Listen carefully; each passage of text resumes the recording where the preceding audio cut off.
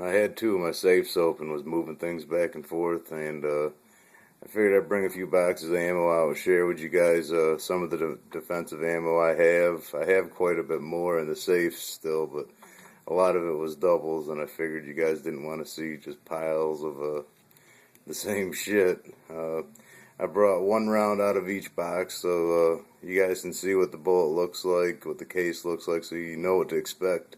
You know, if you're looking to purchase any of these rounds. I've ran a few of each of these through, you know, whatever firearm it might be to make sure it feeds. I've been pretty impressed with all of it, with the exceptions to a couple, like that Silver Bear stuff over there. I don't know why I ever even bought that to begin with, but well, I know why I bought it.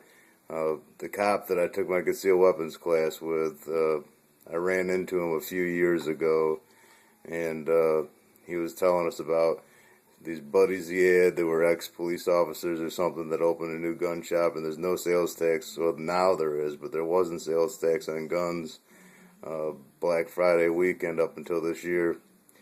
And my buddy and I drove all the way out to the middle of the nowhere to their gun shop, and they had maybe 10 guns in the whole store, and they were all just like trade-in Glock 22s and 23s from the police department, and they wanted like $450 a piece for them, and they were pretty worn-looking guns.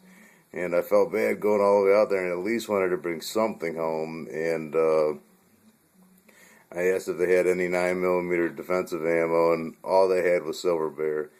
And I just bought a box just because I wanted to buy something I wish I never would have. I mean, I guess I just picked this up now that I'm talking about it.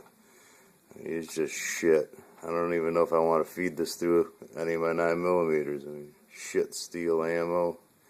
Well, maybe this stuff isn't corrosive. I don't know. But I know it's 145 grain that says on the box, too. If you look at that bullet, look at that. Jesus, what a bunch of shit. I mean, they wanted $20 a box for this, too. It probably cost them $6 or $7, and I think I ended up giving them 11 or 12 bucks. So there's no way I'm giving you $20 for this. But at least I knew enough to say that. But I have been pretty impressed with the performance of all of these, with exception of that. And some of PMC Starfire isn't very good either, but it's not that bad. And I mean, I got it at a good deal at a gun show up in Greenville, South Carolina. The guy had just about any handgun caliber you could imagine, and he wanted, I think, $11 or $12 for any caliber. So I got 9mm and 380. I should have probably got some 40 and 45 because he had it for the same price. But all right, well, I'll quit talking and I'll move over here. I bought this expecting it to be the normal buckshot that I've gotten, the Federal Premium 410 cartridges, but this is number 4 shot. And I'm pretty sure this came from Walmart. They snuck it in on me, but that's alright. I mean, I guess it's good to have, because I'm pretty sure it's 7 1/16 ounce. I think that this might be copper plated too, just like the buckshot. And they do make both of these in 3-inch now, the same ammo. And this is the 410 2.5-inch triple aught buck. There's 4 pellets in there. I think they're like 36 or 38 caliber, and they're all copper plated. The spread isn't very far on this. They might hit the target. I mean, if you're shooting at about, I don't know, 15 feet, the spread might be 4 or 5 inches between the impact of each of these pellets. I mean, I really like this. I mean, this is what I usually have in my Judge, this or the PDX1. That stuff's great too, but it's a little more expensive. I'll show you this box here. This is the new PDX1 Defender. You get the combo pack. You get the 45 Colt and the 410, and then here's just a couple of the 410 PDX1s. If you look at the box here, you see there's 3 of these copper-plated discs, and I believe, there's 12 copper-plated BBs behind it. See, there's the disc in front. It's pretty nice looking too, isn't it? And when you get that combo pack, or if you just get the PDX1 Colt or 45 Colt, this is what it's going to look like. Nice nickel-plated brass, nice big cavity like you'd expect in any of the PDX-1 line. And I really like the Winchester defensive ammo of any kind. And here is the PDX-1 12 gauge shells. Are still the same, black, kind of nice looking. And see, here's the target on the one. You get the 1 ounce slug and 3 double-aught buck copper plated pellets. It's 2 3/4 inches. Pretty nasty stuff. They've been carrying this at Walmart here lately, and every time I see a box, they usually don't have any more than a box in the case. I usually buy and bring it home. And here is the 2 3/4 inch Hornady Critical Defense 12 gauge shell, and these have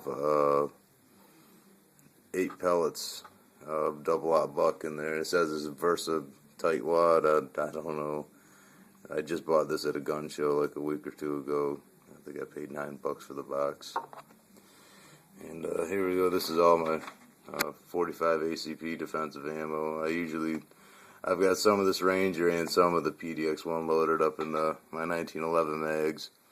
And I used to think that it was basically the same, but if you look at the bullets here next to each other, they aren't the same. I mean, this is the T-Series Ranger. I mean, they look similar, but the pedals look different on the PDX-1.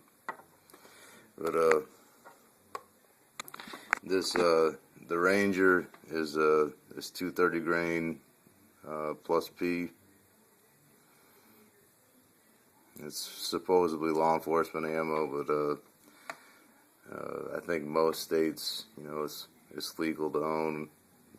Maybe not if you live up north, I don't know, but most of the southern states I've never heard of people having trouble owning it. And here's the PDX-1. This is also 230 grain, but I don't think this is plus P. I think this is just standard pressure.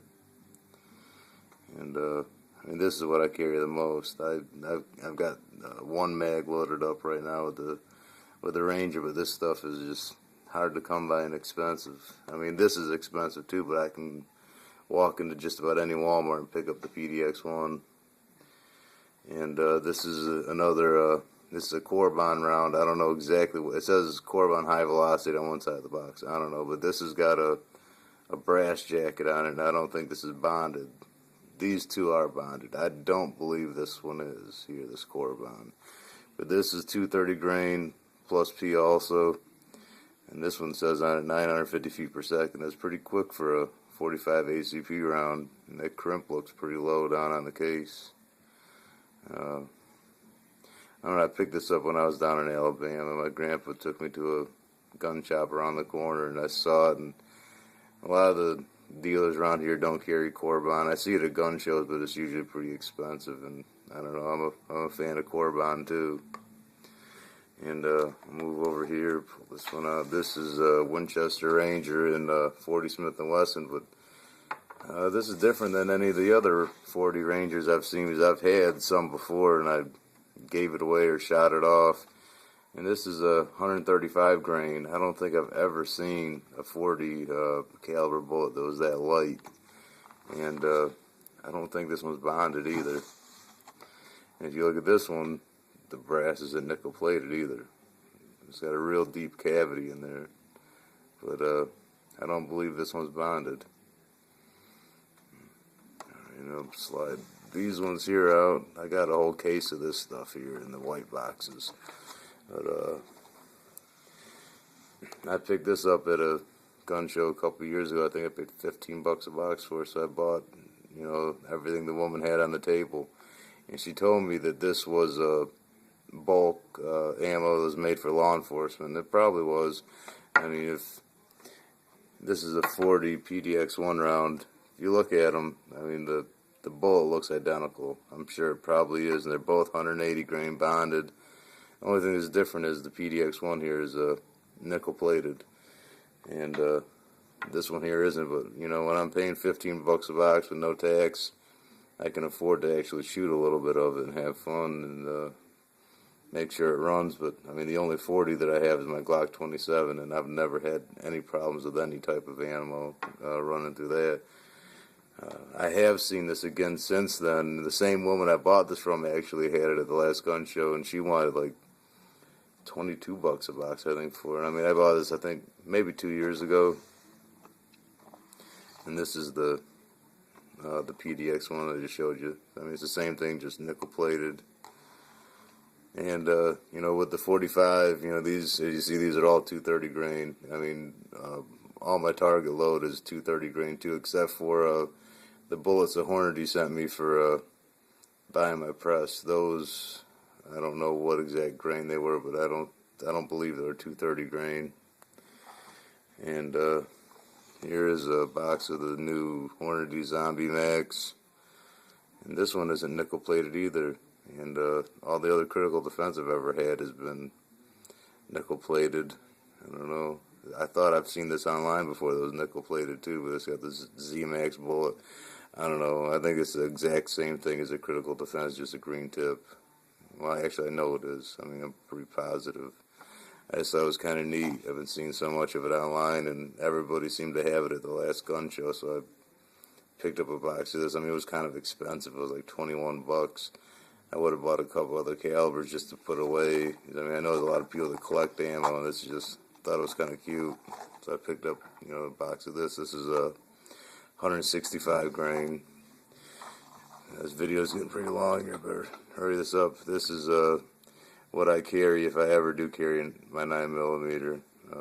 This is critical defense is 115 grain. I'd rather have 124 grain because I mean, I think that's a pretty good in between weight. But this is a decent ammo. I mean, if I actually did carry my 9mm more often, I would probably run out and buy some of the PDX-1.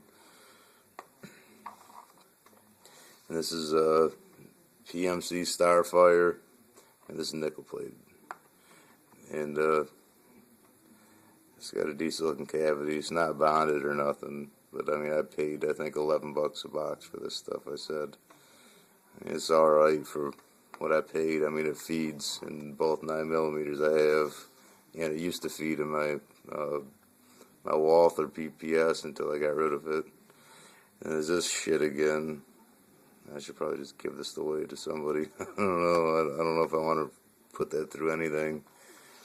And this is my preferred carry load for my 380. This is the Glazier Powerball. It's 70 grains. It's a pretty light bullet. It's got a nice big polymer tip in there. You know, I carry this in my Diamondback DB380, and that thing's kind of finicky on ammo, and I've ran a couple different kinds of hollow points through it, but I just figured this would be perfect because it, you know, mimics, you know, the round ball perfectly. And it's a pretty hot load. It says on the box supposedly at 1,100 feet per second and 188 foot-pounds. And I mean, that's pretty hot for a little 380 round. Stuff's kind of expensive. I mean, I've only shot a couple of these off at the range. It's like $25 a box for that.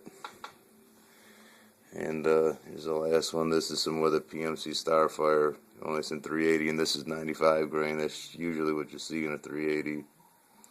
It's got a nice cavity. It's not bonded.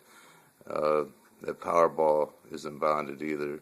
But, I mean, this stuff feeds alright too, but I don't know. It's just good to have some extra around, I guess.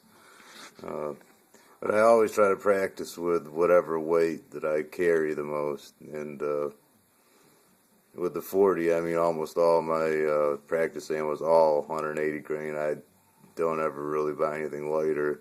And the same with the 45, it's always 230. And as far as the 380, when I carry that, I mean, I'm carrying these little light 70 grains, and pretty much all my target ammo is 95 grains, I think. But that thing, you know, I don't really feel any recoil from that. And the 9mm, I mean, I like 124 grain or 147, but I don't see too much 147 grain ammo around, so I try to stick with the 124 grain, but I don't know, whatever. I don't ever carry or shoot it anyway.